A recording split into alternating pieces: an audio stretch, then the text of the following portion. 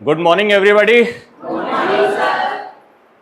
आशा करता हूँ आप सभी तैयार होंगे इन आगामी 10 दिन का जो हमारा ट्रेनिंग सत्र है उसके लिए, है ना। और आज मैं आप लोगों से एक वचन भी लेना चाहता हूँ कि इन 10 दिनों में आप अपनी पूरी क्षमता, निष्ठा और ईमानदारी से ये जो 10 दिन के हमारे 2-2 घंटे के जो सेशंस हैं इनको प्रॉपरली आप लोग अटेंड करेंगे और ध्यान से सीखते हुए, समझते हुए और इनको आगे आने वाले जो टाइम है उसमें अपने जीवन में एप्लीकेबल करेंगे, काम में एप्लीकेबल करेंगे, है ना। तो उसके लिए कुछ बातें हैं जो हम स्पष्ट कर देते हैं पहली बार में ही। कुछ रूल्स हैं इस सेशंस के, उसके ऊपर बहुत ध्यान से आप लोगों को विचार करना है, नोट करना है और आने वाले दिनों में इसका विशेष ध्यान रखना है। सबसे पहली बात कि जो रिपोर्टिंग टाइम है हमारा वो 10:45 है, 11:15 बजे। 11:15 बजे तक आप लोगों को यहाँ पर उपस्थित होना है। 11 बजे डोर्स क्लोज हो जाएंगे। हमने एक रूल बनाया है, ये सभी के लिए है, चाहे कोई भी होगा, हम लोग 11 बजे दरवाज़ा बंद करेंगे। चाहे उसमें हमारे पास में 10 आदमी हो, 2 आदमी हो, 1 आदमी हो, नहीं होगा तो हम इधर बिना किसी के रहते हुए भी ट्रेनिंग चालू रखेंगे, लेकिन 11 बजे मतलब दरवाज़ा बंद हमारा हो जाएगा। इस बात को सब लोग जो है अपने मानस में रखें और जो भी आपके साथी आज नहीं पहुँचे हैं उनको भी ये सूचना साथ में कर देंगे।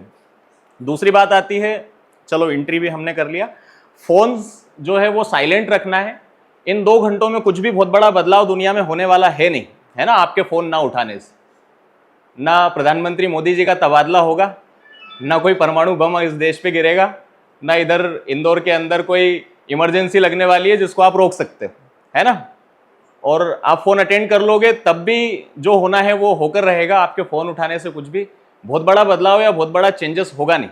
या कोई आपका कस्टमर ऐसा नहीं है कि इन 2 घंटों में ही आपसे फ्लैट लेगा या प्लॉट लेगा या प्रॉपर्टी लेगा, उसके बाद भी ले लेगा अगर लेना होगा तो, है ना। ऐसा कुछ भी बहुत ज़्यादा परिवर्तन नहीं है। कोई अगर जाने वाला भी होगा तो भी निकल जाएगा, वो रुकेगा नहीं आपके फ़ोन उठाने से, ठीक है। तो ये जो 2 घंटे हैं ये पूरी तरीके से हम लोग यहाँ पर ट्रेनिंग में देंगे। इस चीज़ का मैं आप सबसे वचन लेता हूँ, है ना, और मुझे आशा है आप लोग देंगे भी सही। उसके बाद में जो हमारा डाउट, FNQ, क्वेश्चन आंसर्स वाला Q&A वगैरह वाला जो सेशन है वो हमारा 1:45 बजे 12:45 से रहेगा। इसका मतलब ये है कि जैसे कोई भी आपको डाउट आया, क्वेश्चन आया, क्वेरी आया, तो हम लोग 12:45 पे इस सेशन को, इस ट्रेनिंग को समाप्त कर देंगे। उसके बाद में आप अपने सवाल पूछिए, 10 मिनट, 15 मिनट, 20 मिनट, जितना भी समय रहेगा वो 1 बाय 1 हम लोग जो है उसके बारे में डिस्कस करेंगे। और ये बहुत महत्वपूर्ण बात है, ये सबसे ज़्यादा महत्वपूर्ण बात है कि क्वेश्चन आपके मन में आए। अगर क्वेश्चंस आ रहे हैं इसका मतलब है कि आप कुछ सीख रहे हैं, कुछ समझ रहे हैं। अगर क्वेश्चंस नहीं आ रहे हैं तो सब शून्य है ना। तो क्वेश्चंस बहुत ज़्यादा ज़रूरी होते हैं। आपने देखा होगा जब हम लोग स्कूल टाइम में पढ़ाई करते थे तो जो बच्चे ज़्यादा क्वेश्चंस पूछते थे उनको ज़्यादा समझ में आता था, उनको डाउट रहते थे। और जो लोग क्वेश्चन नहीं पूछते थे वो, उन लोगों को बहुत सारी चीज़ें समझ में नहीं आती थी, कोई लोड वो लोग लेते नहीं थे, है ना। तो हम लोग आगे बढ़ते हैं। डायरी और पेन मैं आशा करता हूँ कि सब लोग लेकर आए होंगे। ऐसे कोई ऐसा व्यक्ति, ऐसा कोई एसोसिएट जो आज डायरी पेन लेकर नहीं आया है? कोई भी, एनीवन? सभी के पास है? चलो बहुत बढ़िया, तालियां आप सभी के लिए, है ना? बहुत अच्छी बात। कोई भी कस्टमर्स को हमें इस टाइम पर 2 घंटे में एंटरटेन नहीं करना है। एनी इमरजेंसी कुछ भी, अगर कोई भी ग्राहक आपका इस टाइम पर लाइनअप है तो उसको आप रीशेड्यूल करें या फिर ट्रेनिंग को फिर उस टाइम पर आप ऑफ करें। कोशिश करें कि उसको रीशेड्यूल कर लें कि सर हम लोग 1 बजे के बाद मुलाकात कर लेंगे, 8-10 दिन की बात है, उसके बाद तो दोबारा जो है आप लोग मिल सकते हैं। व्हीकल्स को जो है प्रॉपरली पार्क करना है। आज बहुत बढ़िया तरीके से पार्किंग की है नीचे, है ना। तो इसी तरीके से हम रोज करें तो एक अनुशासन, एक डिसिप्लिन दिखता है ना। सामने वाले जो लोग हैं वो प्रभाव पड़ता है हर चीज़ का, छोटी छोटी बातों का, तो वो भी एक ज़रूरी काम है। एक और मेरी तरफ से मैं पॉइंट ऐड करता हूँ इसके अंदर, जो कि बहुत ही ज़्यादा एक्सट्रीम इम्पोर्टेंट है ना। सब लोगों का ध्यान यहाँ पे रहे। ऐसा ना हो कि आप बैठे यहाँ पर हैं और आपके दिमाग में कोई वेब सीरीज चल रही हो या घर में कुछ सियापा चल रहा हो, है ना। आप रहें यहाँ लेकिन आपका मन कहीं और हो, आप 2 जगह पर एक टाइम पर उपस्थित रह नहीं सकते। तो आप लोग यहीं पर रहें, मेरे सामने या जो भी यहाँ पर रहता है उनके सामने, 1 to 1, है ना। बिल्कुल जैसे इसके अलावा ये दुनिया जो है ख़त्म हो गई है, आज हम और आप हैं, बाकी सब ज़ीरो है ना। तो इसके साथ में हम शुरू करते हैं आज का जो सेशन है उसको। सबसे पहली बात, आज का जो मुख्य बात है वो है रियल एस्टेट इंडस्ट्री के बारे में, इसका ओवरव्यू।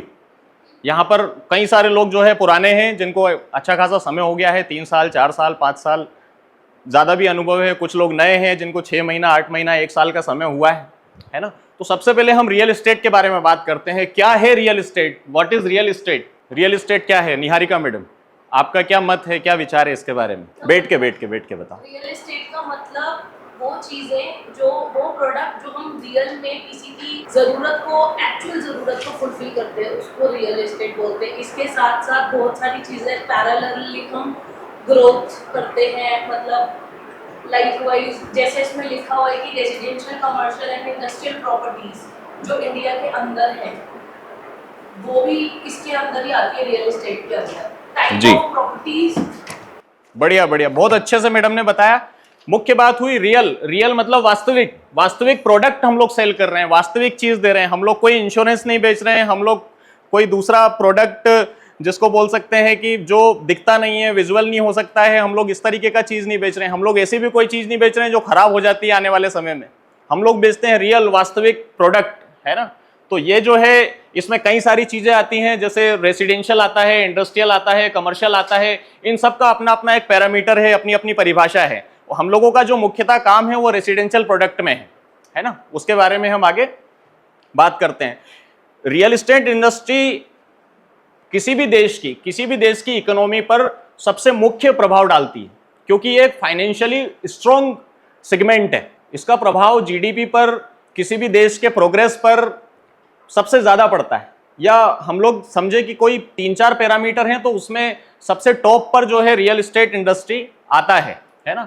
इसमें कंस्ट्रक्शन इंक्लूड होता है, इसके अंदर एक अच्छा खासा जो है एम्प्लॉयमेंट इंक्लूड होता है, इसके अंदर लैंड यूज इंक्लूड होता है। तो ऐसे कई सारे पैरामीटर हैं जिसके ऊपर हम आगे अभी बात करेंगे। सो नेक्स्ट हम लोग आते हैं यूनिवर्सल इंफ्राटेक के बारे में। कौन बताएगा? मैं आप में से किसी से एक से जानना चाहूंगा। महेश जी, बैठ के बताओ, क्या यूनिवर्सल इंफ्राटेक के बारे में क्या जानते हैं आप?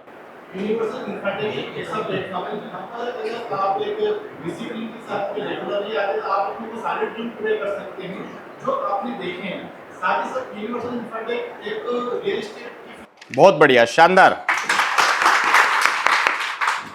देखिए, यूनिवर्सल इंफ्राटेक प्लेटफॉर्म है, एक जरिया है आपके जीवन के रूपांतरण का। जो सेल्स की इंडस्ट्री में या फिर अपने जीवन को एक सामान्य स्तर से एक अलग, अपने सपनों को, अपने ड्रीम्स को, अपनी चाहतों को पूरा करना चाहते हैं, उनके लिए एक प्लेटफॉर्म है, एक जरिया है।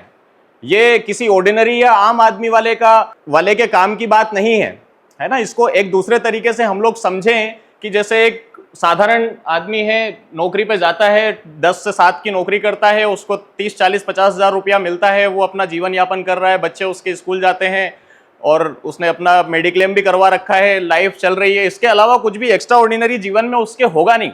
वो चाहे कि मैं स्विट्जरलैंड घूम के आऊँ या मेरा जो हनीमून हो वो कहीं विदेश में किसी सिंगापुर या कहीं पर अच्छी कंट्री के अंदर हो, वहां पर वो जाने का सोचे, तो वो ये समझ लीजिए कि इस जीवन में वो कभी भी वो सपना अपना पूरा नहीं कर सकता। या वो सोचे कि कोई अच्छा गाड़ी में BMW जीवन में खरीदूं या कुछ अपने बच्चों की कोई बहुत अच्छा कैम्ब्रिज जैसी यूनिवर्सिटीज में या कोई बड़े संस्थानों में पढ़ाई करवाऊं, वो सब सपने वो कभी भी जीवन में पूरा नहीं कर सकता है। लेकिन ये एक ऐसा माध्यम है, यूनिवर्सल इंफ्राटेक वो जरिया है जो आपको वहां पर लेकर जा सकता है। इसमें संभावनाएं हैं, इसमें प्रोबेबिलिटी है, इसमें क्षमता है। आज के समय में यूनिवर्सल इंफ्राटेक इंदौर की टॉप मार्केटिंग कंपनीज के अंदर आता है, जिसमें हम लोग रेसिडेंशियल, अब कमर्शियल, प्लॉटिंग प्रोजेक्ट्स, सभी तरीके के सेगमेंट में काम करते हैं। और साथ में ही गवर्नमेंट पॉलिसीज, यहाँ की डेमोग्राफिकली सिचुएशंस, सारी चीज़ों को देखते हुए लीगल हम लोग वर्क यहाँ पर करते हैं। सबसे महत्वपूर्ण बात, सबसे मुख्य बात, हम लोगों का मिशन क्या है, वो शायद यहाँ पर मुझे लगता है कि 80% लोगों को नहीं पता होगा, जो आपके जहन में हमेशा होना चाहिए। आपको पता होना चाहिए कि हम लोग का टारगेट क्या है, हम लोगों का मिशन क्या है, एक्चुअल गोल क्या है, सामूहिक गोल क्या है।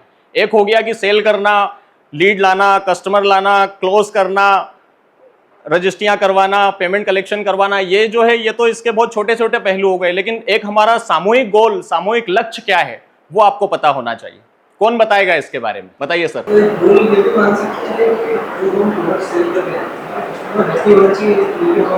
बहुत बढ़िया, बहुत बढ़िया, बहुत अच्छी बात। देखिए, हम लोगों का जो मिशन है, जो गोल है, वो है हमारे ग्राहकों को या रियल एस्टेट में जो लोग इंटरेस्ट ले रहे हैं या जो परचेस कर रहे हैं, उनको एक अलग आउटस्टैंडिंग शानदार अनुभव देना। ऐसे वो ब्रोकर से भी ले रहे हैं, दूसरी कंपनियों से भी ले रहे हैं, दूसरे बिल्डर से भी ले रहे हैं, लेकिन एक अलग तरीके की फैसिलिटी, एक गुड एनवायरनमेंट, एक शानदार फीलिंग उसको अपनी डील के साथ में देना हम लोगों का सबसे प्रायोरिटी मिशन है। साथ में ही हमारे टीम के सदस्यों को जो हमारे साथ जुड़े हुए हैं, उनकी लगातार प्रोग्रेस, उनकी स्किल्स में डेवलपमेंट, ये हम लोगों का एक मिशन है। साथ ही हमारे सीईओ धनराज माहेश्वरी जी हमेशा इस कार्य में लगे रहते हैं और मुझे लगता है कि सबसे ज़्यादा समय इन्हीं सब चीज़ों में जाता है कंपेरिजन टू फाइनेंशियली एक्टिविटीज़ के अलावा, है ना, कि ग्रोथ कैसे हो, स्किल्स कैसे बढ़े, ट्रेनिंग्स कैसे हो, हम लोग और कैसे बेटरमेंट करें, नई टेक्नोलॉजीज के ऊपर कंपनी काम करती है, मार्केट की सिचुएशंस को हमेशा वॉच किया जाता है, उसके हिसाब से स्ट्रेटेजीज बनती हैं और आप लोगों के लिए हमेशा उसको पूरा तैयार करके दिया जाता है। आपको उसमें बहुत ज़्यादा एफर्ट या मेहनत नहीं लगानी पड़ती है। ये भी जो है हम लोगों का यहाँ पर मिशन है। हमारी 5 कोर वैल्यूज़ हैं। किसी भी कंपनी का, किसी भी संस्था का अपना कुछ वैल्यूज़ होता है। जैसे मेरे जीवन के 5 लक्ष्य हैं, 5 अलग अलग लक्ष्य होते हैं कि एक फाइनेंशियली लक्ष्य है, एक मेरा सामाजिक लक्ष्य है, एक मेरा पारिवारिक लक्ष्य है। इसी तरीके से किसी कंपनी का, संस्था का अपना एक वैल्यूज़ होता है, एक फ्रेमवर्क होता है, एक गोल होता है, एक जो है उसका प्रारूप होता है, जिसके ऊपर जो है काम हमें मन में रखकर हमेशा उसका काम करना चाहिए। जैसे सबसे पहले आता है इंटीग्रिटी। तो ईमानदारी जिसको हम बोलते हैं, ये हमारा सबसे पहला वैल्यू है जिसको हम लोग मन में हमेशा रखते हैं और उसके हिसाब से काम करते हैं। इनोवेशन हमेशा कुछ नया करने के लिए प्रतिबद्धता, तो हमेशा जो है नया बेटरमेंट के ऊपर यहाँ पर काम किया जाता है। क्लाइंट सेंट्रिक, इसका मतलब हुआ कि कस्टमर को हमेशा जो है सेंटर में रखकर उसके हित के हिसाब से जो है हम लोग डिसीजंस लेते हैं, काम करते हैं या कई बार लड़ाइयाँ लड़ते हैं। कई सारे पहलू इसके ऊपर आते हैं। साथ में टीम वर्क, हम लोग इतना सारा इवेंट्स, इतने सारे प्रोग्राम्स सब कर पाते हैं क्योंकि एक टीम की तरह हम लोग जो है आपस में मिलजुल कर जो है काम करते हैं। ये भी हम लोगों का एक वैल्यू है। और कंटिन्यूअसली लर्निंग, जो कि हम अभी कर रहे हैं, है ना, इस तरीके के हम लोगों ने पूर्व में भी कई बार किया है और अभी भी हम लोग कर रहे हैं। लगातार सीखने के लिए प्रतिबद्धता, वो हम लोग जो है हमारी वैल्यू के अंदर आता है। जो लोग पुराने हैं उनको आइडिया होगा, जो लोग नए हैं उनके लिए ये एक हमने इसके अंदर फीचर रखा है। हम लोगों ने कई सारे प्रोजेक्ट जो है पूर्व में कंप्लीट किए हैं, सक्सेसफुली सेल किए हैं। इनफैक्ट की पोजीशन होने से पहले हम लोगों ने बिल्डिंग्स, प्लॉटिंग प्रोजेक्ट्स पूरा सेल आउट भी किया है। जब हमारे पास में कम क्वांटिटी में प्रोजेक्ट हुआ करते थे तो हम समय से पहले जो है उसको अचीव कर लिया करते थे। अभी प्रोजेक्ट की संख्या ज़्यादा है तो थोड़ा सा उसमें जो है फिल्ट्रेशन हो गया है। कुछ प्रोजेक्ट्स हैं जिनके बारे में एक आपको आइडिया होना चाहिए, उसकी लिस्ट यहाँ पर है, आप सामने देख सकते हैं। 2015 से जो है संस्था बनी और काम करना हम लोगों ने चालू किया, जिसमें वसुंधरा गैलेक्सी जो कि निरंजनपुर गोल्डन पाम में आती है, गोल्डन पाम का ए ब्लॉक जो कि EWS LIG का 190 फ्लैट का बिल्डिंग था। कितने फ्लैट का बिल्डिंग? 190 फ्लैट्स एक बिल्डिंग के अंदर। वो भी जो है पूरा बिल्डिंग कंप्लीट होने से पहले सोल आउट हुआ। हॉलमार्क्स होम आप लोगों ने देखा होगा, दिव्य विहार कॉलोनी में है। आनंद विहार निरंजनपुर 136 नंबर स्कीम में आता है। ओरियन हाइट दिव्य विहार में है। आनंद ग्रीन्स गोल्डन पाम में आता है। लोटस ब्रिज दिव्य विहार में है। गौतम रेसिडेंसी ये जो है LIG, ये अपना C21 स्क्वायर जो है उसके पास में पड़ती है बिल्डिंग, कुछ लोगों ने काम किया होगा। P स्क्वायर प्लाजा ये 114 नंबर स्कीम में आती है। ओरियन स्टार दिव्य विहार में है, वेल नोन है आप लोग। नरीमन अपार्टमेंट्स, ये हमने प्रीवियसली एक बिल्डिंग सेल किया था, आप में से कई सारे लोग होंगे उसमें। जो अभी EWS का हम लोग जो है सेल कर रहे हैं, एक IT हब करके पीछे उनका एक्सटेंशन है नरीमन वालों का, वो हम लोगों ने यहाँ पर सेल किया है। उसके बाद में ओरियन गैलेक्सी सिद्धिविनायक पैराडाइज, ये मांगलिया बाईपास पर पड़ता है प्रोजेक्ट, ये हम लोगों ने सेल किया है। फिर क्लिफ्टन कॉरिडोर पालिया रोड पर पड़ता है। Orion sky oriental college road पर है, आप लोगों ने अच्छे से देखा होगा, प्लानेट के रास्ते में पड़ता है। बिल्डवेल रेसिडेंसी संकेश्वर में है। एक MD हाइट छूट गया था, ये आपका जो है बापट चौराहे के नज़दीक में है। ओरियन प्राइड हमने रिसेंटली सेल किया है। ये जो है 18 प्रोजेक्ट तो आपको यहीं पर दिख रहे हैं जो कि हमने प्रीवियसली कंप्लीट किए हैं। अभी ऑनगोइंग जो हम लोगों के प्रोजेक्ट चल रहे हैं उसके बारे में हम छोटी छोटी सी चर्चा कर लेते हैं। जैसे ओरियन प्लानेट है हमारा, 2023 से शुरू हुआ है ये प्रोजेक्ट और इसमें 1, 2 एंड 3 BHK का भी मर्ज करके इन्वेंट्री रखा गया है ना। आप सभी ने देखा हुआ है प्रोजेक्ट? बहुत बढ़िया। इसके ऊपर डीप नॉलेज और डीप सेशन भी होगा, जिसके बारे में हर एक छोटी मोटी बातों के ऊपर चर्चा की जाएगी, बताया जाएगा आपको। उसके लिए अभी स्पेशल सेशन रखा है। अभी आप सिर्फ इसके ऊपर नज़र मार लीजिए बस। ओरियन ग्रैंड 2023 अभी आई थिंक 3 यूनिट इसके अंदर शेष है, बाकी सब बिका हुआ है, सोल्ड हो गया है ना। ये आपका कल्याण ऑर्चिड में पड़ता है। शांति विहार एक्सटेंशन मगरखेड़ा रोड पर है, देखा हुआ है आप सभी ने? एक मैडम ने नहीं देखा है, आप विजिट कर लेना मैडम, है ना, जो भी आपके इमीडिएट सीनियर है उनसे बात करके। तनिष्क कॉरिडोर 2 मुझे लगता है सब लोगों ने देखा है, सब लोग सेल भी कर रहे हैं यहाँ पर। नरीमन रेसिडेंसी या नरीमन ए ब्लॉक, जिस पर अभी हम लोग काम कर रहे हैं, सेल कर रहे हैं, उसमें भी कुछ चुनिंदा यूनिट्स ही बची हैं, बाकी सब सेल हो गया है। छोटा बांगड़दा MR5 पर पड़ता है।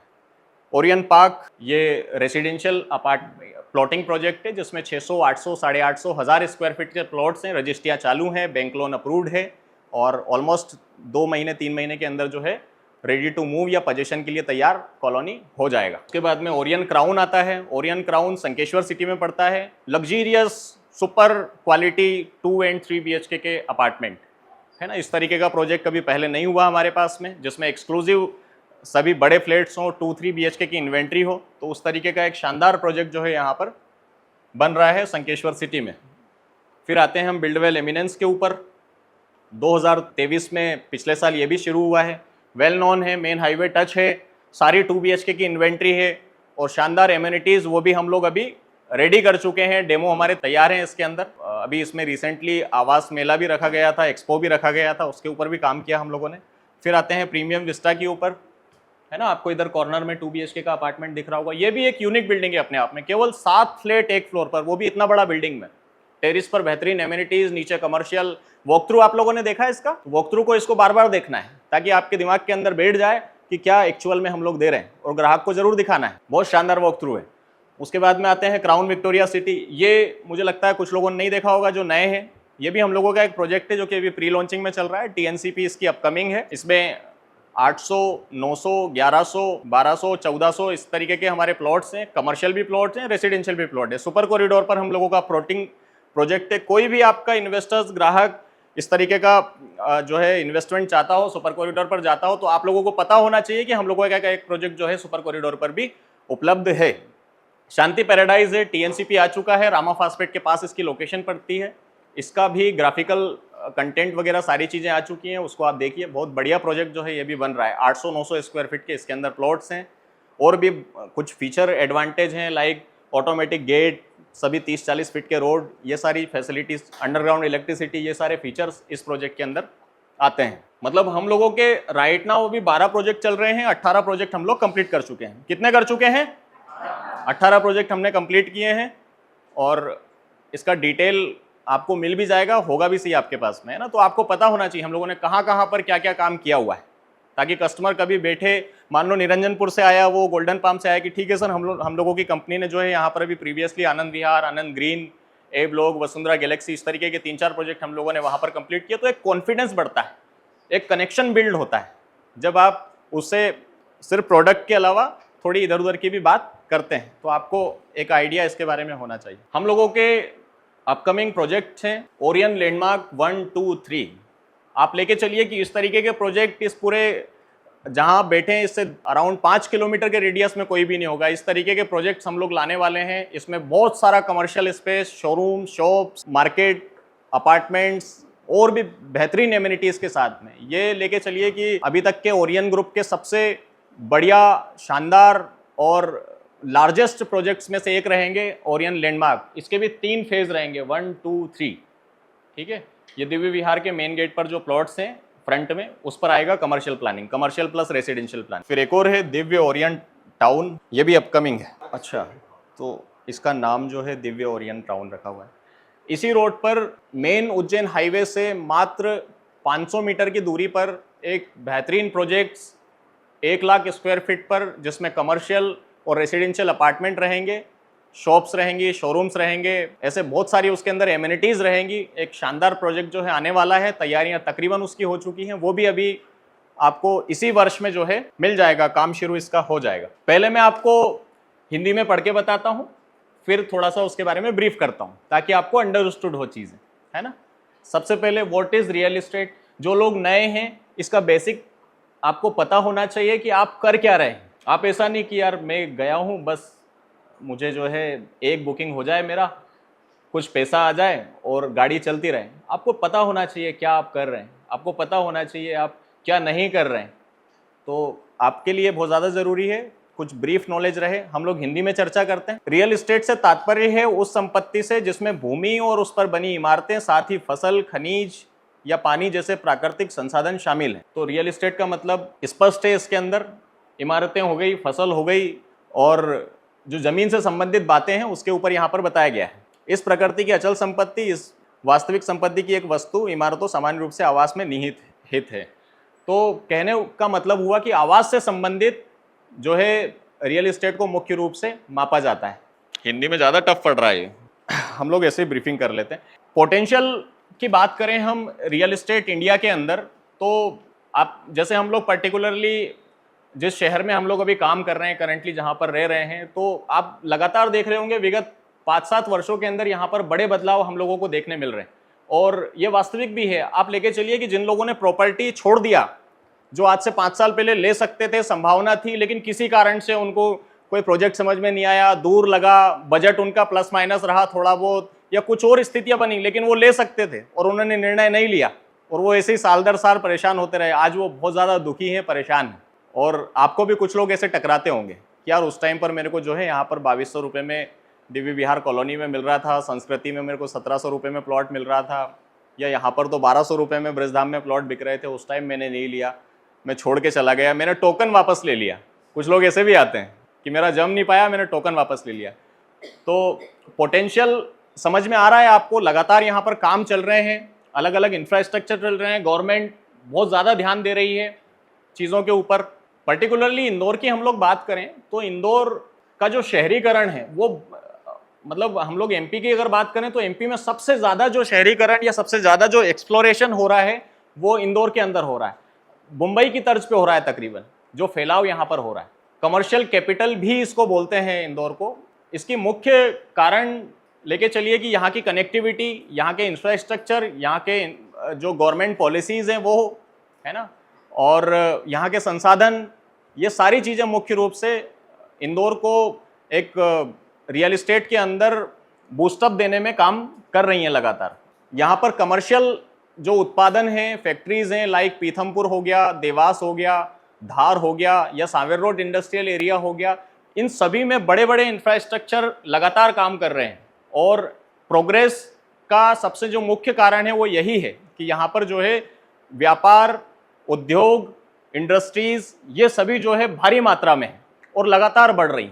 इसी कारण आप देख रहे होंगे कि कोई भी आपके आसपास, बहुत सारे लोग टाउन से होंगे तो आसपास के गांव वाले भी आपको यहाँ पर मिलते हैं, भिंड मुरैना वाले भी मिलते हैं, नीमच मंदसौर वाले भी मिलते हैं। आपको ऑल ओवर जो है एमपी का तो छोड़िए, पूरा बिहार, यूपी, सभी जगह का लोग यहाँ पर मिल जाएगा। और उसके पीछे कारण है यहाँ के इंफ्रास्ट्रक्चर और लगातार होती हुई ग्रोथ। यहाँ पर एक अच्छा खासा एम्प्लॉयमेंट का स्कोप है। कहते हैं ना कि साहब इंदौर में आप भूखे नहीं मरोगे, है ना। अगर आप थोड़ा बहुत भी काम करने की इच्छा रखते हो तो आप जो है परेशान नहीं होगे। जैसे गाँव में काम ही नहीं है करने को, कि ठीक है साहब सीजन आया, फसल वगैरह कटी और उसके बाद में आदमी फ्री, परेशान है। लेकिन यहाँ पर पूरे टाइम काम उपलब्ध है करने वालों के लिए। दूसरा, यहाँ का जो सरकार है या गवर्नमेंट है या जो लोकल बॉडीज़ हैं वो लगातार नए नए इनोवेशन करती है। चाहे यहाँ के मेयर हो, यहाँ के सांसद हों, या पर्टिकुलरली सीएम हो गया, तो उनका भी जो है इसके ऊपर हमेशा इंदौर के ऊपर नज़र रहती है और यहाँ पर प्रोग्रेस के लिए वो लोग हमेशा लगातार काम करते हैं। मेट्रो एक बहुत बड़ा जो है यहाँ पर एक कह सकते हैं कि मेजर पॉइंट बनकर आया है, जो कि इंदौर की जो प्रोग्रेस है उसमें और 4 चांद इससे लग जाएंगे। जो ग्राहक या जो लोग इस तरीके की बातें करते हैं कि भाव इतना हो गया है, अब इससे ज़्यादा नहीं जाएगा, ऐसा कुछ भी नहीं है। ऐसा आज से 5 साल पहले भी लोग बोलते थे जब कम थे, ठीक है। और आने वाले 5 साल के बाद में ये वही लोग हैं जिनकी चर्चा मैंने अभी थोड़ी देर पहले आपसे किया था, ठीक है ना। तो आपको अंडरस्टूड लोगों को करवाना है इस बात के लिए। दूसरा, मेट्रो के साथ में ही एक और परियोजना है जिसके ऊपर लोग ध्यान नहीं देते हैं। इंदौर में केबल कार परियोजना भी सैंक्शन है। मतलब हुआ कि आप इतने से बड़े वो जो लाइक देवास माताजी टेकरी पे आप लोग दर्शन करने जाते होंगे, वहाँ पर केबल कार नहीं है। उसी तरीके का है कि यहाँ पर फैसिलिटी इंदौर में मेट्रो के बाद में चालू होने वाला है, जिसके अंदर आप यहाँ से बैठेंगे और केबल कार के द्वारा आप जो है बहुत सारी कनेक्टिविटी यहाँ पर दी जाएगी सिटी के अंदर, जो कि इंदौर के प्रोग्रेस को और 8 गुना जो है 4 के बजाय चांद लगा देगी। तो उसके ऊपर भी लगातार जो है यहाँ पर काम हो रहा है। हम लोग आते हैं रेसिडेंशियल सेक्टर के ऊपर। तो रेसिडेंशियल सेक्टर में क्या क्या चीज़ें आती हैं? कौन आंसर करेगा रेसिडेंशियल के बारे में? अशोक, क्या है रेसिडेंशियल सेक्टर रियल एस्टेट के अंदर? अच्छा, मेरी आवाज़ आ रही है पीछे तक? चलो बढ़िया, चलो बढ़िया, बहुत बढ़िया। सो रेसिडेंशियल इंडस्ट्री के अंदर, रेसिडेंशियल रियल एस्टेट के अंदर, जैसा अशोक जी ने बताया कि रेसिडेंशियल प्लॉट्स आते हैं, अपार्टमेंट्स आते हैं, बंगलोज आते हैं, है ना, और डुप्लेक्स आते हैं, मकान आते हैं, और भी बहुत सारी चीज़ें इसके अंदर आती हैं, है ना, जिनके बारे में हम लगातार चर्चा करते रहते हैं। दूसरा, इसको अलग अलग कुछ भागों में भी डिवाइड किया जाता है, जैसे अफोर्डेबल सेगमेंट और प्रीमियम सेगमेंट। अफोर्डेबल सेगमेंट्स में जिसमें हम लगातार अभी काम कर रहे हैं। अब थोड़ा सा हम लोग जब 50 लाख के ऊपर की इन्वेंट्री आती है तो वो थोड़ा प्रीमियम सेगमेंट बोला जाता है उसको। उसके अलग क्राइटेरिया होते हैं, उसमें काम, स्ट्रेटेजी, प्लानिंग या जो कस्टमर बेस होता है वो अलग तरीके का होता है। तो इसमें 2 सेगमेंट जो है, अफोर्डेबल हाउसिंग और प्रीमियम हाउसिंग, ऐसा करके सेगमेंट में बांटा जाता है, लग्जरी भी जिसको बोलते हैं। सेकेंड आता है रियल एस्टेट के अंदर ही कमर्शियल सेक्टर। कमर्शियल सेक्टर्स में सारी चीज़ें आ जाती हैं, जैसे आईआईटी, ये आईटी कंपनीज यहाँ पर हैं, टीसीएस, इन्फोसिस हैं, और भी जो स्टार्टअप्स हैं यहाँ पर, छोटी मोटी इंडस्ट्रीज़ हैं, ये सभी इसके अंदर आता है, जो कि इसमें कंट्रीब्यूट करती है। और रिटेल स्पेसेस हो गए, डीमार्ट हो गए, ये सारी चीज़ें जो है कमर्शियल में आती है। आप यहाँ पर ग्राफिकल देख रहे होंगे, प्राइस ट्रेंड जो है 2022 से लिया गया है, और अप्रोक्सीमेटली ये जाकिया के अंदर अभी जो भाव चल रहा है, मतलब ये गूगल का रिसर्च है, प्लॉट का भाव अप्रोक्सीमेटली 8,000 रुपये के आसपास तक का यहाँ पर टच कर गया है। ये गूगल का रिव्यू है जाकिया लोकेशन का। जाकिया मतलब कि हम जहाँ पर हैं अभी, जिस टाउन एरिया में पड़ता है। तो अभी तो हमने सिर्फ 22 से निकाला है, इसको अगर और पीछे से निकालते तो ये बिल्कुल धरातल पर था, ठीक है, 1,000-1,200 के ऊपर, और फिर धीरे धीरे बढ़ते हुए ये 5,000, 6,000, 7,000 और अब 8,058 रुपये तक के रेट पर जो है, स्टैंडर्ड जो रेट है यहाँ का वो पहुँच चुका है। इस तरीके की न्यूज़ कटिंग्स आप लोग लगातार देखते होंगे। शहर में हो रहे हैं विकास कार्यों का पॉजिटिव रिजल्ट, रियल एस्टेट में भी नंबर 1 बनकर उभर रहा है इंदौर। तो इसके कई सारे कारण होते हैं। जैसे हम लोगों का एयरपोर्ट पहले जो है डोमेस्टिक था, अब इंटरनेशनल हुआ। यहाँ पर पहले सुपर कॉरिडोर जैसी कोई प्लानिंग नहीं थी, सरकार वो लेकर आई। यहाँ पर जो है आउटर रिंग रोड जैसा प्लानिंग नहीं था, वो लेकर आया। तो इन सब का कारण ये है कि यहाँ पर रियल एस्टेट का बूस्टअप अच्छा है, सरकार को पैसा मिल रहा है। आप समझ रहे हैं, हम लोग टीएनसीपी करवाते हैं, हम लोग रेरा करवाते हैं, हम लोग विकास अनुमति लेते हैं, हम लोग रजिस्ट्रियाँ करवाते हैं। तो इससे क्या होता है, गवर्नमेंट को जाता है पैसा। तो गवर्नमेंट के पास में जब फंड आता है, पैसा आता है, तो वो यूटिलाइज करती है डेवलपमेंट के ऊपर। इसका सीधा सा जो है फैक्ट ये है कि हम लोग जो काम कर रहे हैं उसके कारण डेवलपमेंट जो है शहर का हो रहा है। तो सब चीज़ें आपस में कनेक्टेड हैं। तो लगातार बेहतरीन ग्रोथ, ट्रांसपोर्टेशन, रोड्स वगैरह, मेट्रो, सारी चीज़ों के ऊपर इंदौर के अंदर बेहतरीन तरीके से जो है काम अभी चल रहा है। इकोनॉमिक कंडीशंस की बात करें तो यहाँ पर जॉब मार्केट है, अभी हमने कुछ देर पहले ही इसके बारे में बात किया। जीडीपी ग्रोथ इंदौर की एमपी के अंदर सबसे ज़्यादा हाईएस्ट है। ट्रांसपोर्टेशन का बहुत अच्छा फैसिलिटी है, शहर सभी जगह से आपस में कनेक्टेड है। यहाँ पर कुछ भी ऐसा लेके चलिए कि जैसे कहीं पे समुद्र आ गया या बीच में नदी आ गई या बाढ़ आ रही है या इस तरीके के कोई भी बहुत सारे ऑब्स्टिकल नहीं है, स्टेबल जगह है या कोई पहाड़ी जैसा एरिया नहीं है। ट्रांसपोर्टेशन बहुत इजी गोइंग है, कोई कहीं भी बहुत आसानी से आ जा सकता है। यहाँ पर यूटिलिटीज़ और एमिनिटीज़, तो यहाँ पर सप्लाई, इलेक्ट्रिसिटी, सारी चीज़ों के ऊपर जो है, वाटर सप्लाई वगैरह सारी easy going, health care facility सभी बहुत अच्छे तरीके से जो है यहाँ पर उपलब्ध हो जाती है। कोरोना के टाइम भी जो है आप लोगों ने देखा होगा, यहाँ पर बहुत ज़्यादा ऐसा परेशानी आया नहीं इंदौर के अंदर, क्योंकि तमाम प्रकार के हॉस्पिटल्स हैं, संस्थाएं हैं, सब लोगों ने बढ़िया तरीके से काम किया। बाकी बहुत सारी जगहें ऐसी भी थी जो ग्रामीण क्षेत्र थे या दूर दराज के क्षेत्र थे या छोटे जो शहर थे, वहाँ पर हॉस्पिटल ही लिमिटेड, छोटा सा 1-2, तो वहाँ पर डेथ का जो रेशियो है या जो लोगों ने प्रॉब्लम्स फेस किया है वो बहुत ज़्यादा रहा है। लेकिन यहाँ पर वो सारी चीज़ें, हम लोगों का जो इंडस्ट्री है रियल एस्टेट का, उसको एक संस्था रेगुलेट करती है या चलाती है या मैनेज करती है, उसका नाम है रेरा। आप सभी लोग अवगत होंगे इससे, ग्राहक भी अब बातें करने लगे हैं इसके बारे में। तो रियल इस्टेट रेगुलेटिंग अथॉरिटी इसका पूरा नाम है, जो आपको पता होना चाहिए। इसके बारे में मैं 5 मिनट का ब्रीफ आपको दे देता हूँ। 2016 में ये संस्था बनी, इससे पहले इस तरीके का कोई संस्था था नहीं। यहाँ पर जो लोकल गवर्नमेंट रहती है, लोकल जो कलेक्टर ऑफिस रहता है, वो रियल इस्टेट को मैनेज किया करता था, है ना, परमिशंस वगैरह सारी चीज़ों में। आज परमिशन तो अभी भी लगती हैं, लेकिन एक नया जो चीज़ है, हाँ ठीक है, ग्राहकों की समस्याएं, बिल्डर्स डेवलपर्स की समस्याएं, सभी को देखते हुए जो है एक सरकार ने निर्णय लिया और एक नया बिल पास हुआ रेरा का, जो कि आज की सभी देशों में सभी जगह पर जो है रेरा का अपने अपने स्टेट के अपने कानून हैं, अपने नियम हैं।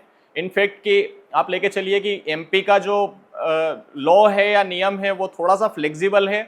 आप दूसरे स्टेट में जाएंगे तो आप सिंगल प्रॉपर्टी सेल नहीं कर सकते, या तो किसी कंपनी के, मतलब कहीं भी आउट ऑफ में, जैसे नहीं लेते यहाँ पे ब्रोकर्स, किसी ने भी किसी को दिलवा दिया, ऐसा पॉसिबल नहीं है। वहाँ पर आपको रेरा नंबर होना चाहिए, तभी आपका कमीशन जनरेट होगा, या फिर ग्राहक भी तभी आपसे परचेस करेगा, पहले देखेगा वो कि आपके पास में रेरा रजिस्ट्रेशन है या नहीं है।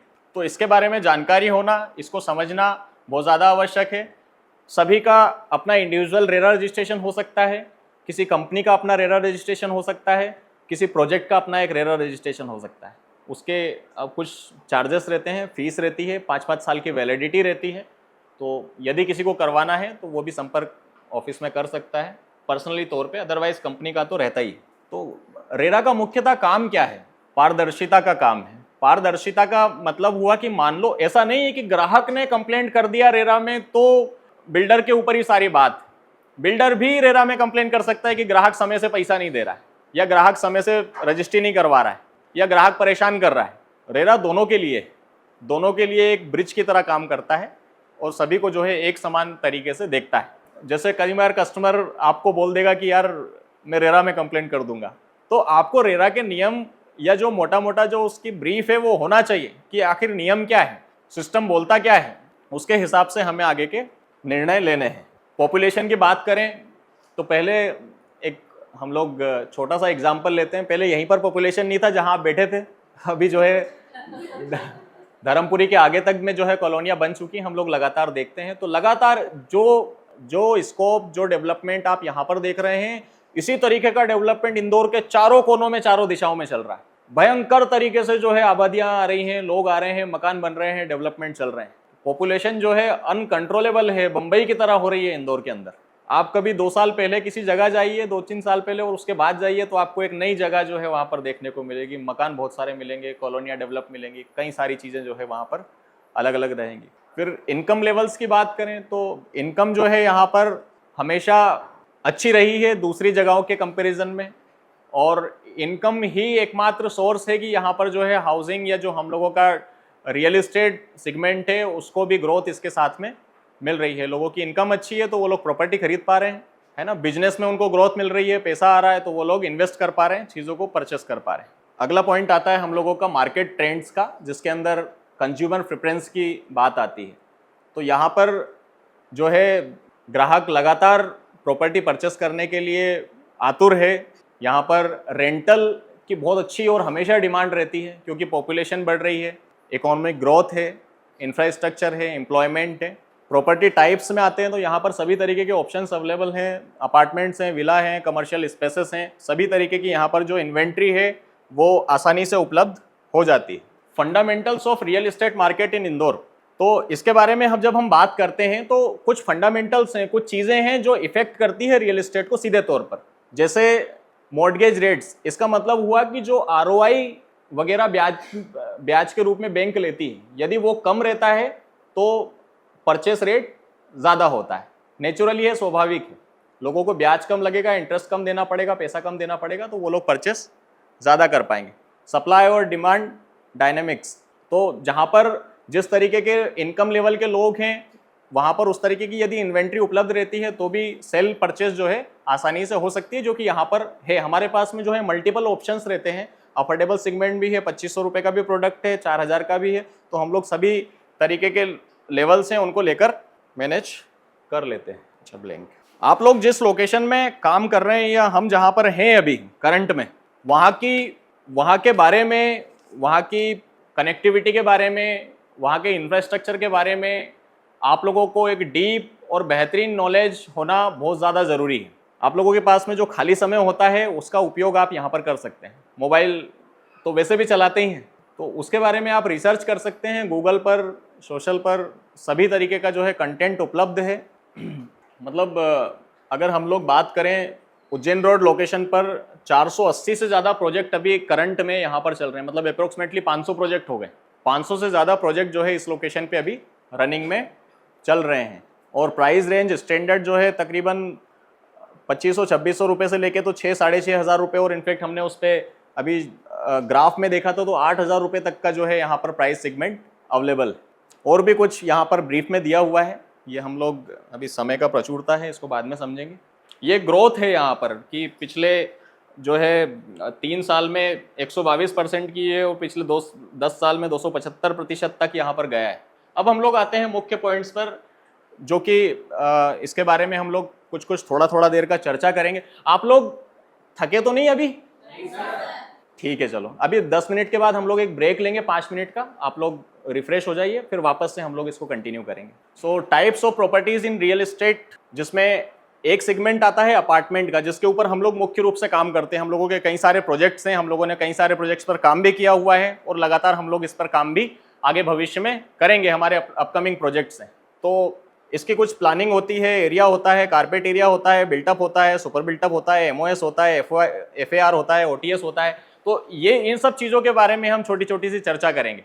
अच्छा, मेरी इच्छा है आप लोगों से सवाल पूछने का, लेकिन माइक का डिस्टर्बेंस है तो हम लोग उसको अभी स्थगित करते हैं, अपन बाद में बात कर लेंगे। सबसे पहले होता है area. What is area? Area जो है एक प्लॉट का एरिया हो सकता है जिसके ऊपर अपार्टमेंट खड़ा हो रहा है, और फ्लैट के अंदर का एरिया हो सकता है, या टोटल जो बिल्डिंग जिस एरिया पर बनी है वो एरिया हो सकता है।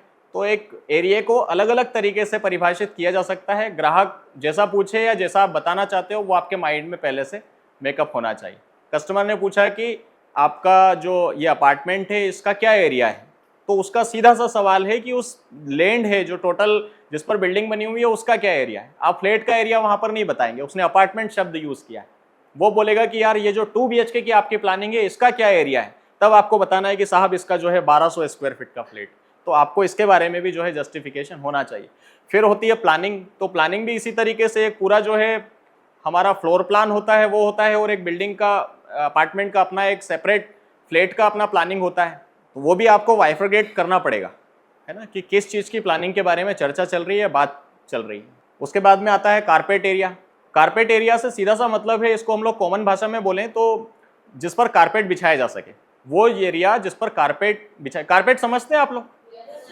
लिविंग एरिया, रूम एरिया, ये जहाँ पर भी जो है ड्राई, ये जो वॉश एरिया वगैरह होता है, बालकनीज होती हैं, इनको हटाकर जो प्लेन एरिया, मुख्य रूप से ये जो यूजेबल एरिया होता है उसको कारपेट एरिया हम लोग बोलते हैं। उसके बाद में आता है बिल्टअप एरिया। बिल्टअप का मतलब हुआ जो हम लोग उसको अंदर दे रहे हैं, जिसमें बालकनीज, वॉश एरिया, टॉयलेट्स वगैरह सारी चीज़ें आ जाती हैं। बिल्टअप में इनफैक्ट की वॉल्स का एरिया भी काउंट होता है, जो किसी फ्लैट का शेयरिंग होता है। जैसे मान लो 2 फ्लैट हैं, तो कितना 4 इंच का दीवार हुआ, उसमें से 2 इंच एक के हिस्से में चली गई और 2 इंच एक के हिस्से में चली गई, तो वॉल भी उसके अंदर काउंट होती। आपसे सवाल तो पूछते होंगे लोग, कोई इस चीज़ तरीके। कई लोग बोलते कि वॉल शेयरिंग पूछते हैं कि साहब बिल्टअप एरिया, क्या मुझे ये बिल्टअप एरिया पूरे मेरे फ्लैट के अंदर मिलेगा? तो ये जो है आपको हाँ नहीं बोलना है, सर इसके अंदर जो वॉल्स का भी हिस्सा है जो आपके फ्लैट के अंदर आता है वो भी इसके अंदर इंक्लूडेड है, ये भी आपको साथ में बताना है। इसके अलग अलग कैलकुलेशन होते हैं। अब जैसे बिल्डिंग्स के फ्लोर्स, जैसे 2 फ्लोर की पार्किंग हो गई तो उसमें कैलकुलेशन अलग हो गया है। अदरवाइज जनरली जो है 40% का लोडिंग एरिया रखा जाता था, मतलब कि बिल्टअप का हम लोग जब 40% निकालेंगे तो उसमें ऐड कर देंगे तो सुपर बिल्टअप एरिया बन जाता है। या जैसे बिल्टअप एरिया डिवाइड बाय 1.4 करेंगे तो भी आपका जो है उसमें प्लस कर देंगे एड ऑन, तो सुपर बिल्टअप एरिया निकल जाएगा। ये बताया है मुझे लग रहा है सपन जी वगैरह ने भी बीच में। सुपर बिल्टअप एरिया से क्या मतलब हुआ? What is difference between super built up and built up? ग्राहक के बहुत आम सवाल हैं ये, जो आपको पता होना चाहिए। सुपर बिल्टअप में सारा एरिया कवर होता है, like parking, passage, lift, MOS, OTS, passage, सारा जो एरिया है, कॉमन एरिया, एमिनिटीज एरिया, जैसे बिल्डवेल एमिनेंस में क्रिकेट टर्फ है, बास्केटबॉल कोर्ट है, या योगा हॉल है, वो सारी जगहें जो है सभी के फ्लैट्स में बराबर शेयरिंग के अंदर आती है ना। तो उसका एक फॉर्मूला होता है, उसका एक फिगर होता है, उस हिसाब से कैलकुलेशन उसका निकाला जाता है, तब जाकर निकलता है सुपर बिल्टअप एरिया। हमारी जो कॉस्टिंग होती है, हम लोग जो प्राइस चार्ज करते हैं वो सुपर बिल्टअप पर करते हैं। अब ग्राहक का यह सवाल आपके पास कई बार आता होगा कि साहब सुपर बिल्टअप का पैसा क्यों ले रहे हो, मैं रह तो बिल्टअप में रहा हूं, या मुझे मिल तो कारपेट ही रहा है यूज के लिए। तो उसके बारे में ये आपको बताना है कि साहब इसमें ऐसा है कि ये जो बाकी की एमिनिटीज हैं, जैसे लिफ्ट हो गई, स्टेयर्स हो गई, पैसेज एरिया हो गया, बीच का एरिया हो गया, इसका भी जो कॉस्टिंग है वो कैलकुलेट करना पड़ता है। आप खुद सोचिए, यदि हम लिफ्ट नहीं लगाएंगे या स्टेयर्स नहीं बनाएंगे तो आप यूज कैसे करेंगे इस अपार्टमेंट का। हम सिर्फ आपका फ्लैट नहीं बना रहे हैं, हम बाकी सारी सुविधाएं, एमिनिटीज भी इसके अंदर एड ऑन कर रहे हैं, तभी आपसे जो है सुपर बिल्टअप का पैसा चार्ज कर रहे हैं या ले रहे हैं।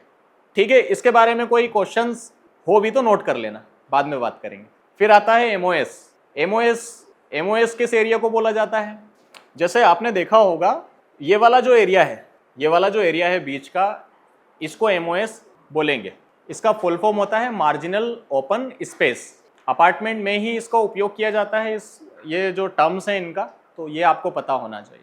जब भी कोई दो फ्लैट्स पास में आते हैं या बीच में वेंटिलेशन के लिए जगह रखनी पड़ती है, तो वहाँ पर जो है उसको एमओएस बोला जाता है। मार्जिन जो भी गवर्नमेंट नियमानुसार या जो भी आर्किटेक्ट का प्लानिंग होता है उसके हिसाब से इसको हम लोग ओटीएस बोलेंगे। जो फ्लैट्स के बीच में आएगा उसको एमओएस बोला जाएगा। फिर आता है एफएआर। एफएआर टर्म जनरली हम लोग जो काम करते हैं उसके अंदर नहीं आता है, लेकिन जब कोई अपार्टमेंट बनाता है या बिल्डर डेवलप करता है या गवर्नमेंट से परमिशन लेने जाता है, तो उस टाइम पर इसका उपयोग किया जाता है।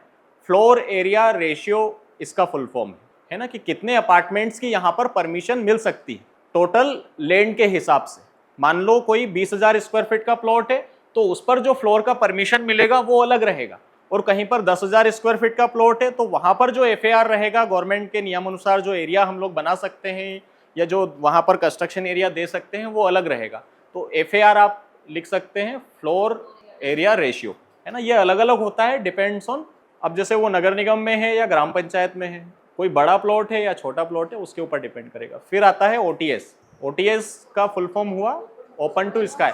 यदि जब आप ड्राफ्टिंग चेक करते होंगे, रजिस्ट्री देखते होंगे, तो वहाँ पर जब चतुर्थ सीमा बनती है, 4 बाउंड्रीज बनती है, तो उसके अंदर ये चीज़ जो है लिखी हुई आती है, ओपन टू स्काई। तो ये कुछ टेक्निकली टर्म्स हैं जो अपार्टमेंट में काम करने वाले व्यक्तियों को, लोगों को पता होना चाहिए आपको, कि छोटी छोटी बातें हैं, लेकिन ग्राहक कई बार पूछ लेता है, क्योंकि ज़रूरी नहीं है कि हमेशा आपके पास एक्सपीरियंस ग्राहक आए, अनुभवी ग्राहक आए। कई बार बिल्कुल 1-2 बार देखा हुआ या नया सा ग्राहक आ जाता है, उसने फ्लैट कभी लिया नहीं, समझा नहीं, तो वो उसके बहुत सारे सवाल होते हैं। और अगर आपने संतुष्ट कर दिया, उसको ये फील करा दिया कि आपको पता है, आप जागरूक हैं, आपके पास नॉलेज है, तो वो ले लेगा आपसे, भरोसा कर लेगा आप पे। यहाँ पर इसकी डेफिनेशन जो है मैंने आपको आपकी हमारी भाषा में समझा दी, यहाँ पर और टेक्निकली तौर पे लिखी हुई है। इसको हम एक और बार रीड कर लेते हैं। In real estate carpet area refer to the actual usable area within the walls of an apartment of building excluding the thickness of inner walls, जो मैंने बताया। फिर बिल्टअप एरिया के ऊपर आते हैं। Built up area includes the carpet area along with the area covered by the wall and other structural elements like balconies and duct. फिर super built-up है, encompasses the built-up area as well as the common area of the building like corridors, staircase, lobby and amenities such as swimming pool or gardens. It also includes the property net share of the land which the building stand. ठीक है ना, ये सभी इसकी परिभाषाएं हिंदी और अंग्रेजी में, ये हम लोग दे सकते हैं क्या इधर, है ना। ये बाद में ये वाली स्लाइड्स आपको मिल जाएंगी, तो इसका और आप जो है पढ़ाई कर लेना। फिर मार्जिनल ओपन स्पेस है, इसके बारे में जो है पूरी परिभाषा लिखी हुई है, इसको अच्छे से पढ़ना, याद करना, समझना। ये मनोरंजन के स्थान, पैदल मार्ग वगैरह, ये सब चीज़ों के बारे में हमने अभी बात किया।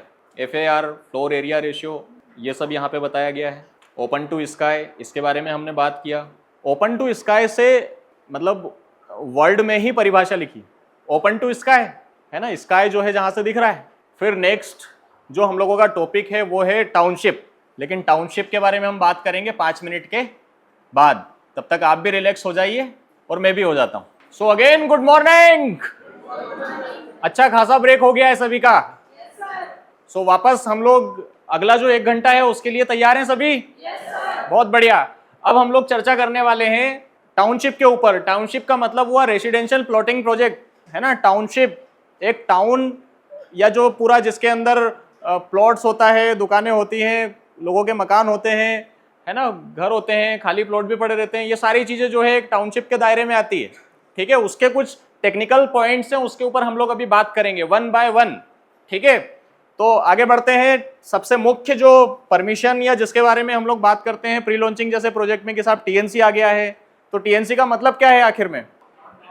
Town and country planning. बहुत बढ़िया। होता क्या है ये, क्यों दी जाती है टाउन एंड कंट्री प्लानिंग?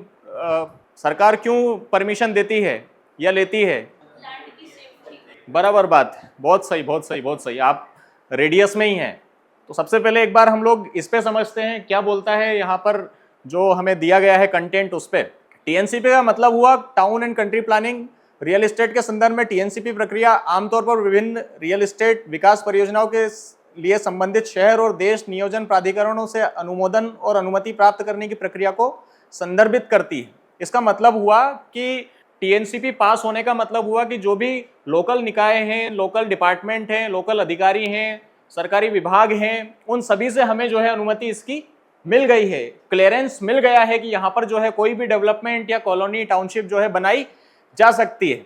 इसका यह मतलब हुआ। इस प्रक्रिया में योजनाएं प्रस्तुत करना, मंजूरी प्राप्त करना, भूमि उपयोग, भवन कोड, पर्यावरणीय विचार, बुनियादी ढांचे की आवश्यकताओं और अन्य प्रासंगिक कारकों से संबंधित नियमों का अनुपालन करना शामिल है। अब इसके अंदर कुछ बातें आ गई, जैसे हमारी जो योजना है उसको हम प्रस्तुत कर रहे हैं, फिर उससे मंजूरी ले रहे हैं। भूमि उपयोग कि साहब ये रेसिडेंशियल में है, कमर्शियल में है, इंडस्ट्री में है, किस में है, वो भी वहाँ से क्लियरेंस हो जाता है टीएनसीपी आने पे। फिर पर्यावरणीय, यहाँ पर कुछ ग्रीन बेल्ट या कोई नेशनल पार्क या कोई और संरक्षित जगह तो नहीं है, वो भी यहाँ से क्लियर हो जाता है ना। तो ये सारी चीज़ें इसके अंदर आती हैं। फिर आगे लिखा हुआ है टीएनसीपी, और ये प्रक्रिया अलग अलग जगहों पर अलग अलग होती है। यह सुनिश्चित करने के लिए आवश्यक है कि रियल एस्टेट विकास योजनाबद्ध और विनियमित तरीके से किया जाए। अब जैसे हम लोग बारोली जो ग्राम पंचायत है उसके अंदर अगर कोई टाउनशिप आएगी, चूंकि नहीं आ सकती है, ग्रीन बेल्ट है ना। इसी तरीके से हम लोग बात करते हैं कि जो जाखिया गांव की लोकेशन पड़ती है वो भी इंडस्ट्री में है, वहाँ पर भी नहीं आ सकती है। फिर मगरखेड़ा में टाउनशिप है, तो मगरखेड़ा में इसलिए टाउनशिप है क्योंकि वो आवास में पड़ती है। तो इसीलिए जो है इसका पूरा जो कॉन्सेप्ट है टीएनसीपी का रखा गया है कि सभी जो जगहें हैं वो गवर्नमेंट के कंट्रोल में रहे, गवर्नमेंट अपनी समझ के हिसाब से, अपनी योजनाओं के हिसाब से परमिशन दे। इसी कारण से टीएनसी का जो प्रावधान है वो रखा गया है। ठीक है, क्लियर है सभी को? एक बार सभी लोग एक साथ बोलेंगे टीएनसीपी का फुल फॉर्म क्या होता है? बहुत बढ़िया, शानदार। अब हम लोग आगे बढ़ते हैं डाइवर्जन पर। डाइवर्जन का क्या मतलब हुआ, हिंदी में क्या मतलब हुआ डाइवर्जन का? कोई एक बताएगा? डाइवर्ट करना। जैसे आपको जो है लवकुश चौराहे जाना है और आपको रोड डाइवर्ट कर दिया यातायात पुलिस वाले ने कि इधर साहब मोदी जी आने वाले हैं, अभी आप डाइवर्ट हो जाइए, है ना। तो परिवर्तन हो गया चीज़ों का। अभी तक जो भूमि है, जो जमीन है, वो उस पर कृषि हो रही है, तो वो खेती की जमीन है। अब उसको डाइवर्ट करवाना है किसमें? आवास में, कि लोग यहाँ पर रहें, अपने प्लॉटिंग वगैरह काट पाएं। तो उस प्रक्रिया को जो है डाइवर्जन किया जाता है। अब हम लोग इसके ऊपर ध्यान देते हैं, पढ़ाई करते हैं कि रियल एस्टेट में डाइवर्जन एक ऐसी प्रक्रिया है जहां पर एक संपत्ति मालिक या डेवलपर किसी संपत्ति के निर्दिष्ट उपयोग को बदलना चाहता है ना, कि कृषि भूमि से आवास उपयोग में लाना चाहता है। इसमें एक वाणिज्यिक संपत्ति को आवासीय इकाइयों में परिवर्तित करना, मनोरंजन उपयोग के लिए भूमि का पुनः उपयोग करना या विभिन्न प्रकार के विकास की अनुमति देने के लिए जोनिंग नियमों में बदलाव करना शामिल हो सकता है। अब यहाँ पर अलग अलग चीज़ें हो सकती हैं साहब, किसी को वाटर पार्क बनाना है, किसी को होटल डालना है, किसी को कुछ और उपयोग करना है, हॉस्पिटल डालना है, तो उस तरीके के से भी उन चीज़ों का डाइवर्जन करवाना होता है, जैसे हम कॉलोनियों के लिए करवाते हैं।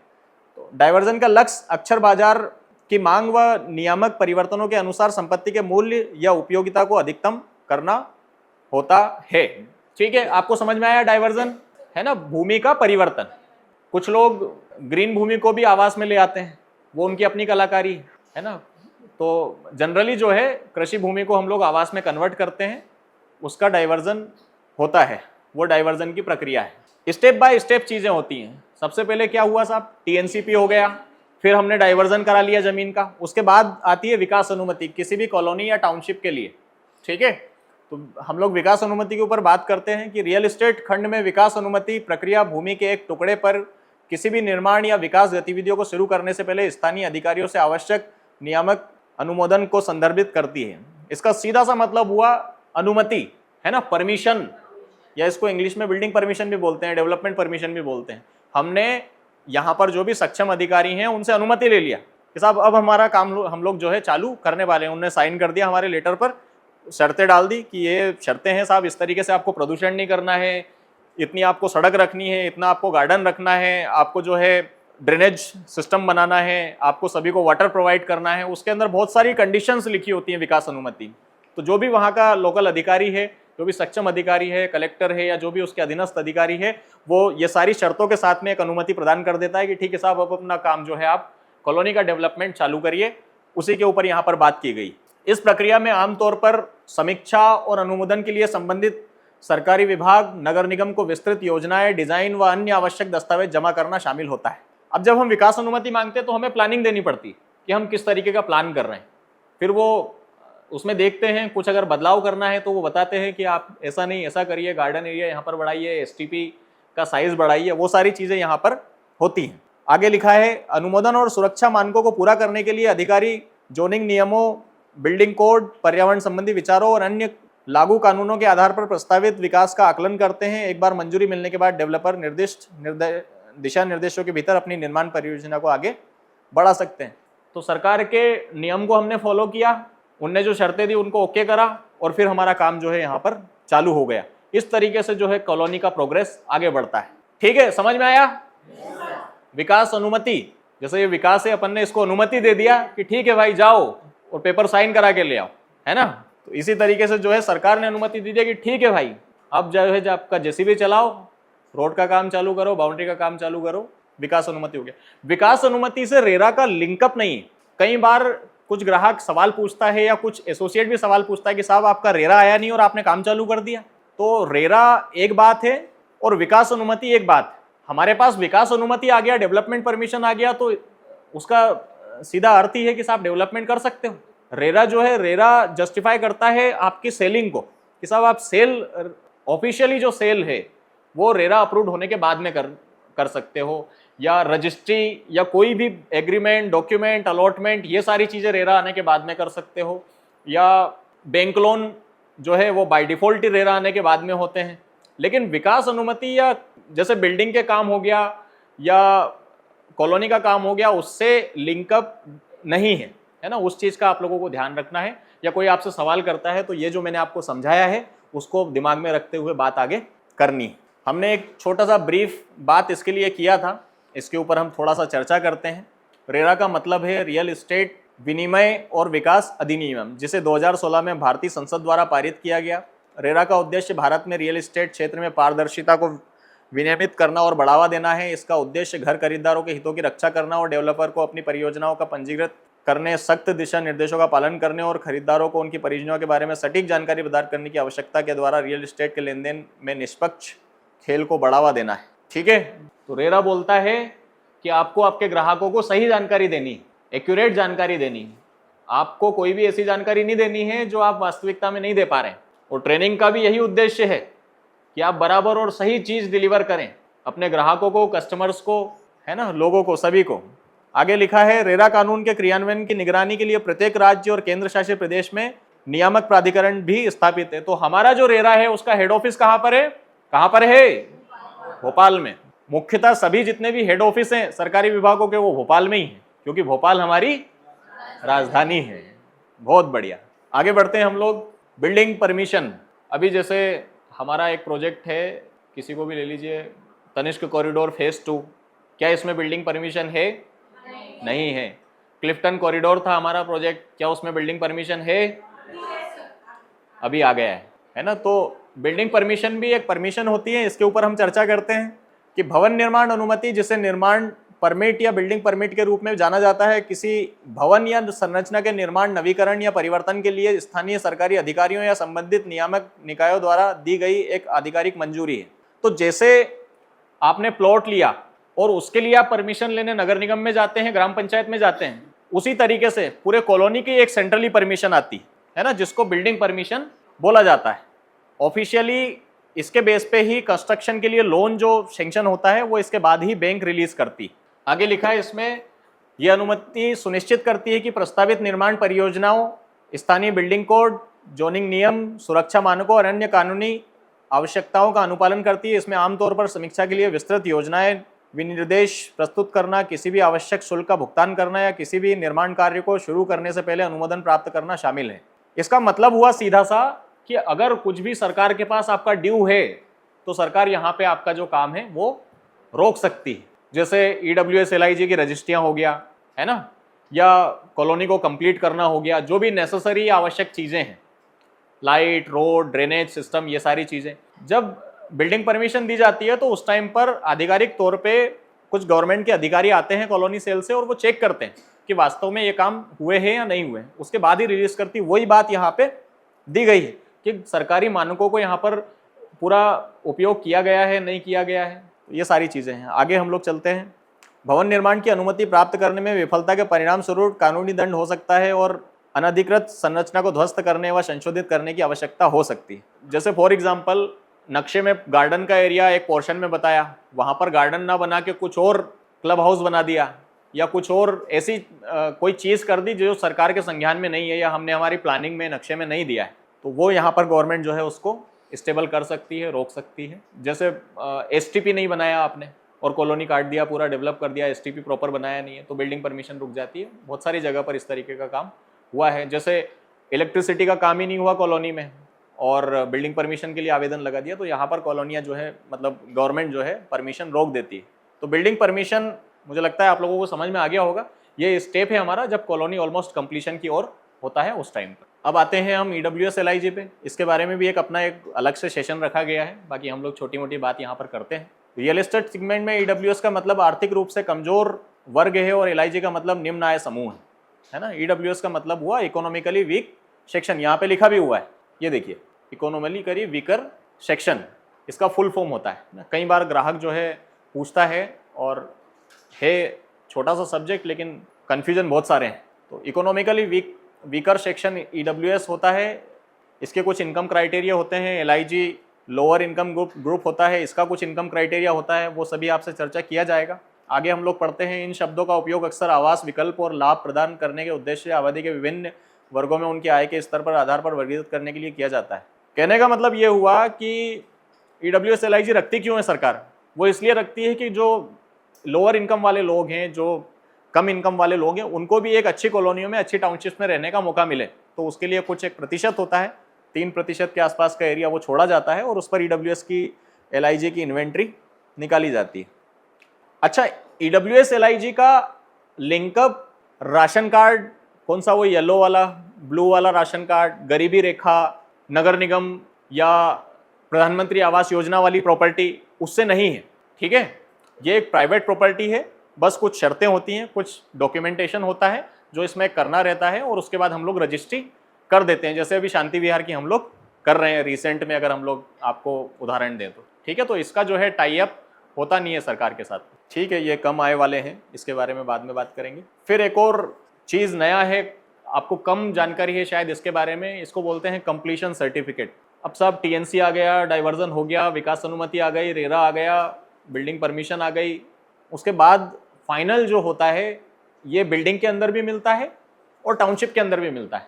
इसके बारे में हम चर्चा करते हैं। रियल एस्टेट खंड में पूर्णता प्रमाण पत्र स्थानीय नगर पालिका, प्राधिकरण या संबंधित सरकारी निकाय द्वारा जारी किया गया एक दस्तावेज है जो प्रमाणित करता है कि एक निर्माण परियोजना अनुमोदित भवन योजनाओं, विनियमों और सुरक्षा मानकों के अनुसार पूरी हो गई है। तो वैसे हिंदी में लिखा है, आप लोगों को समझ में भी आ गया होगा। मैं भी थोड़ा सा डिस्क्राइब कर देता हूँ। कहने का मतलब हुआ कि जो भी टर्म कंडीशन सरकार ने दी और जो हमने प्लानिंग गवर्नमेंट को बताई, वो सब हमने फुलफिल करके, कंप्लीट करके जो है सजा के रेडी कर दिया है। सरकार संतुष्ट है हमसे, फिर वो आगे कंप्लीशन सर्टिफिकेट हमको दे सकती है। इसके आगे लिखा हुआ है, यह सबूत के तौर में काम करता है कि संपत्ति अधिभोग के लिए तैयार है और सहमत विनिर्देशों के अनुसार सभी आवश्यक बुनियादी ढांचे और सुविधाएं प्रदान की गई हैं।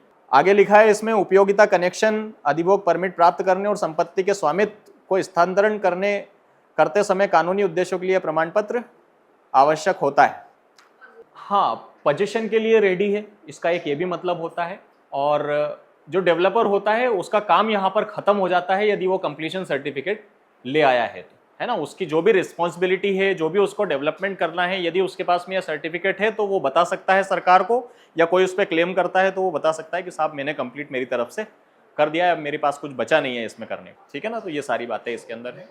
सीसी भी इसका शॉर्ट फॉर्म बोला जाता है। आपसे कई बार जैसे कोई सरकारी बैंक का आदमी आता होगा, वो बोलता होगा कि क्या कंप्लीशन है इसमें, कुछ बैंकों में मांगा जाता है, तो आपको पता होना चाहिए सीसी या कंप्लीशन सर्टिफिकेट किसको बोलते हैं, है ना। हाँ, एक ओसी भी होता है, शायद इसमें दिया नहीं होगा। एक होता है ओसी, ऑक्यूपेशन सर्टिफिकेट, कि जैसे फॉर एग्जांपल अपना एक अपार्टमेंट है, उसमें ऑक्यूपेंसी हुई है नहीं हुई है, अगर वो ऑक्यूपाइड हो गई तो उसके बाद में भी एक सर्टिफिकेट मिलता है, लेकिन जनरली इसको ही उपयोग किया जाता है। तो कंप्लीशन तो समझा आप सभी ने, बिल्ट होने के बाद, कंप्लीट होने के बाद, सब टोटल काम कंप्लीट होने के बाद में, मतलब अधिकारी आएंगे, चेक करेंगे, उनको समझ में आया तो फिर वो दे देंगे। अब आते हैं हम मुख्य और हमारे काम की बात पे। ये तो हो गई बाजार की बातें, ठीक है, जो हमारे रूटीन की बातें हैं, जैसे हम लोग नाश्ता करते हैं, खाना खाते हैं, है ना, कपड़े पहनते हैं, है ना, उसी तरीके से जो हमारे डेली उपभोग की उपयोग की बातें हैं, या जब हम काम करते हैं, अभी चूंकि पूरी तरीके से हम CRM पर शिफ्ट नहीं हुए हैं, तो अभी हम लोग क्या यूज करते हैं, गूगल शीट। गूगल शीट एक ऐसा साधन है, पहले एक्सेल हुआ करता था, अब हम लोग गूगल शीट पे शिफ्ट हुए। उसका फायदा ये है कि ये ऑटो सेव रहता है इसमें सारी चीजें, और इंटरनली सिंक्रोनाइज होता है। जैसे फॉर एग्जांपल प्रज्ञा मैडम ने कुछ भी इसके ऊपर टाइप करा और मेरा इनसे जो है एक्सेस है, लिंक है, तो मुझे भी दिख जाएगा कि मैडम ने क्या किया है। इसका एक एप्लीकेशन होता है, गूगल से डाउनलोड करना रहता है, फ्री ऑफ कॉस्ट है, और आई थिंक सभी के मोबाइल में होगा ये। तो इसको भी उपयोग करने का अपना तरीका है, क्योंकि इसमें बहुत सारी लिंक और चीजें दी गई हैं, इसको देखकर ही हमें काम करना है। अननेसेसरी किसी को भी फोन लगा के कि सर ये फ्लैट अवेलेबल है क्या, या इसका प्राइस क्या है, या इसका बिल्टअप एरिया क्या है, सब है इसके अंदर। इसीलिए हमने इधर डाला है, क्योंकि अभी भी कुछ 2-4 लोगों के फोन मैसेज आते हैं कि सर ये यूनिट अभी अवेलेबल है क्या। अरे भैया इसमें देख लो ना, सब है, ये लाइव चल रहा है प्रोग्राम इधर, ठीक है। तो इस तरीके का एक डैशबोर्ड खुलता है। सबसे पहला IMP डेस्क या इम्पोर्टेंट डेस्क करके जिस दिया हुआ है। अब इसमें जब आप A नंबर कॉलम में आते हैं तो यहाँ पर हमारे प्रोजेक्ट्स के नाम हैं, Orion Grand, Orion Planet, Nariman, Orion Park, Tanishq और ये सभी। उसके बाद में B कॉलम पे आते हैं तो यहाँ पर एक बहुत अच्छी फैसिलिटी और लोकेशन दी हुई है, ऑप्शन दिया हुआ है लोकेशन का। फॉर एग्जाम्पल कस्टमर ने बोला कि साहब मैं ओरियन ग्रैंड पर विजिट के लिए आ रहा हूँ, क्या आप मुझे अपना गूगल लोकेशन दे देंगे। ठीक है सर, आपको कहीं भी इधर उधर ढूंढने की ज़रूरत नहीं, आप यहाँ से जाइए, कॉपी करिए, आप इस पर राइट क्लिक करेंगे अपने फ़ोन में भी तो यहाँ पर कॉपी का ऑप्शन आ जाएगा, ठीक है ना। उसको यहाँ से उठा के और पेस्ट कर दीजिए तो डायरेक्टली लिंक चला गया उसको, आपको कहीं नहीं ढूंढना है, मांगना नहीं है। इसी तरीके से सभी प्रोजेक्ट का जो है यहाँ पर लोकेशन आप लोग उपयोग करते हैं इसका, फिर भी कुछ लोग क्यों मांगते हैं। दूसरा और मोस्ट इम्पॉर्टेंट, यहाँ पर एक फोटोज़ का कॉलम है। हमारे कुछ साथी बहुत मेहनत करके, है ना, अपना समय निकाल के जो है लाइव फोटोज़ अपडेट करते हैं गूगल पे। जैसे फॉर एग्जांपल आपने कस्टमर्स को ओरियन प्लानेट का एक्चुअल स्थिति पता किया है और अगर अपडेट हो रहा है वहाँ पर, तो आप यहाँ पर जाइए और उसको इसकी लिंक भेज दीजिए कस्टमर को। कई बार तो ऐसा हुआ है कि ये लिंक कस्टमर के पास में है, अब उसके साथ भी गूगल के साथ वो अटैच हो गई, तो वो लाइव देखता रहा, फोटो डलते रहे कि यार बहुत बढ़िया प्रोग्रेस है इनका, मतलब वो विजिट करने आया था कि बहुत अच्छा काम चल रहा है इन लोगों का। मैं अभी 2-3 दिन महीने पहले गया था, अभी इनने 2 फ्लोर डाल दिए, फिर उसने 2-3 महीने बाद देखा तो उसको काम समझ में आ गया, और जिसका भी उस पर नंबर था या गूगल से लिंक था या जिसने उसे भेजा था उसने उससे आके और फ्लैट परचेस कर लिया, ऐसा भी हुआ है। तो यहाँ पर लाइव फोटोज, कंटेंट्स, उसकी इमेजेस, एलिवेशंस, फ्लोर प्लान्स, ग्राफिकल्स, सारी चीज़ें जो हैं गूगल फोटोज़ पर अवेलेबल हैं। आपको कहीं भी ढूंढने की, जाने की ज़रूरत नहीं है, यहाँ पर आप क्लिक करिए, आपको बहुत सारा जो है मटेरियल उपलब्ध आसानी से जो है यहाँ पे हो जाएगा। उसको आप डाउनलोड भी कर सकते हो अपने फ़ोन में या फिर लिंक से डायरेक्टली शेयर भी कर सकते हो। फिर एक और ऑप्शन यहाँ पे दिया हुआ है कैटलॉग का। तो ये कैटलॉग्स की लिंक्स हैं जो PDF में, कई बार आपको इधर उधर फ़ोन में ढूंढना पड़ता है, मिलता नहीं है, मांगना पड़ता है कि इसका किसी के पास में कैटलॉग है क्या, ऐसे आते हैं ना ग्रुप में भी कई बार कि इसके फ़ोटो हैं क्या किसी के पास में।